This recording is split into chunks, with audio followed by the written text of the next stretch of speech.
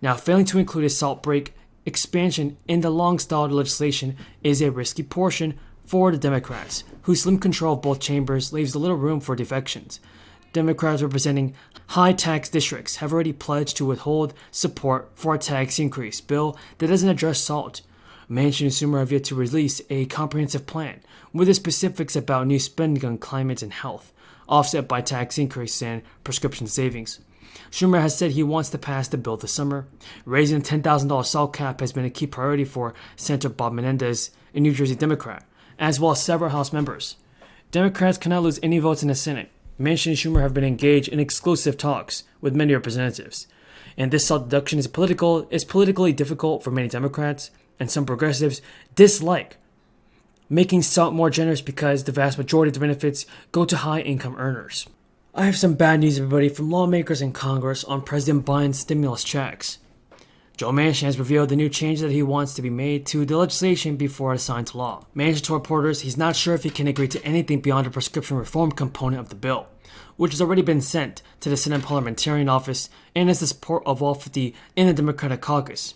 Now, Manchin has said, "We know what we can pass is basically the prescription pricing on Medicare. Is there anything more we can do? I don't know, but I'm very cautious about this." And he also said the deficit reduction is going to be 50% of the new revenue gained from prescription savings and tax reforms. This is such as a 3.8% tax on wealthy individuals and couples who earn more than $400,000 and $500,000 comes along. He said the latest legislation and inflation report has shown prices have increased by 9.1% compared to a year ago, means negotiators are going to have to slow down and proceed more cautiously on putting together the budget bill. Manchin did not roll out a provision to continue subsidies of health insurance plans provided under the Affordable Care Act, explained that whether he could agree to extended subsidies would depend on how they are drafted and paid for. He told reporters, "It depends on if we can look at things and find a pathway forward that is not inflammatory. Inflation has been the Federal Reserve's enemy number one in 2022, and the Federal Reserve open market has been made aggressive changes to the U.S. monetary policy to bring inflation down to its long-term target of around 2%. Also, according to Yahoo News, just 18% of Americans say President Biden should run for re-election in 2024. That is the lowest number to date. Nearly 64 respondents say he should bow out. And for the first time, Democrats now say Biden should pass on a second term rather than pursue one. The survey of adults in the United States represents the starkest evidence to date of the president's deteriorating position with voters.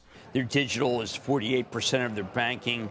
One of the things, they continue to reduce the expense rate at the branches. They have fewer branches, but they're doing more. Look, is it exciting? No. And when exciting. I go over with Brian, all Brian really wants to talk about is the consumer is just very strong. And when you hear Carl, you start thinking, does this make the Fed's job harder? Because when the consumer is strong, then you're going to have them chasing goods. At the same time, I went back and forth with Ivy Zellman, who's the dean of housing. Cancellations have jumped big. Yes. Ever since the mortgage rate started just exploding. Yes. Rocket ship. Yes. People are walking away. They don't want their homes. They are. That's positive. It's on my list here.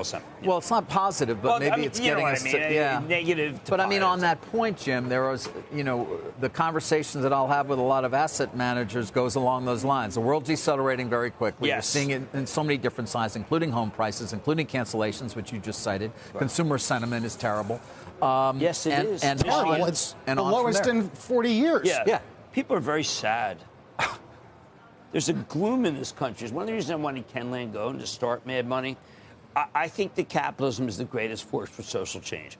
And when we look at Bank of America and we see what they're doing for minority businesses, we just say, okay, look, it's a different world. It's a positive world. Let's not dump on these guys. These guys are really doing something.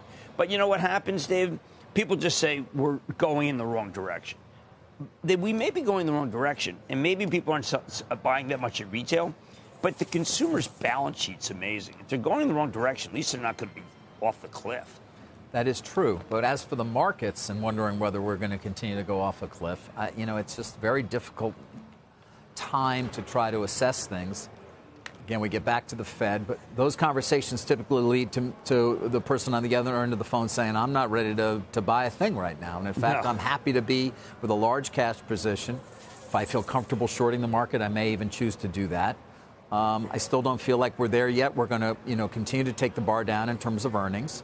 And yeah, multiples have revised lower, but not low enough. Well, but that's okay. So Ford is selling at 6.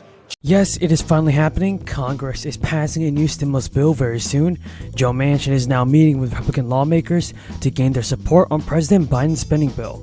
Now, many people will be receiving an $800 stimulus check very soon, so you want to continue watching this video to never miss out on the very important stimulus check information, and we have a ton of good news to cover. So the majority of people in Colorado are eligible to receive $400 to $800 stimulus checks from the state government due to the Taxpayer Bill of Rights passed in 1992. Most full-time residents have already taken in the necessary steps to get their check mailed to them this summer, filing their 2021 state income tax return.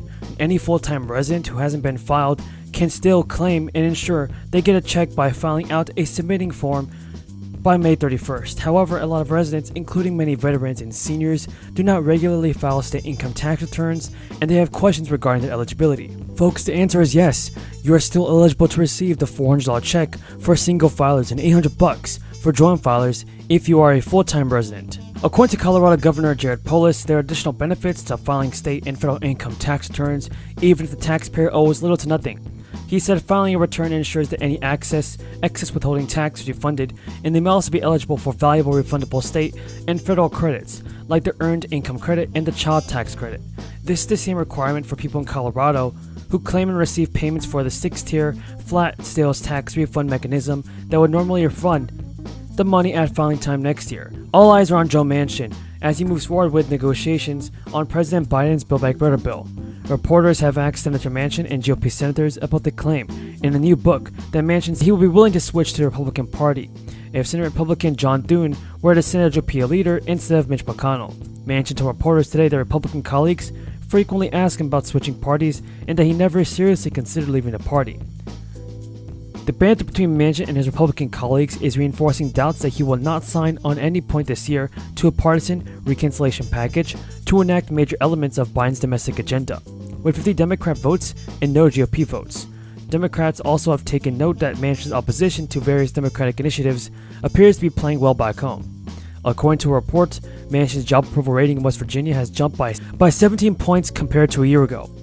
57% of West Virginians now approve of Manchin's job performance, compared to only 40% after the first 3 months of 2021. According to Democrats' concerns, Manchin has convened a bipartisan group of senators in an attempt to pass a package of energy proposals that would also address climate change with 60 votes under regular order. It's a development for Democratic senators who hope a climate and renewable energy package will be a core piece of the budget reconciliation package.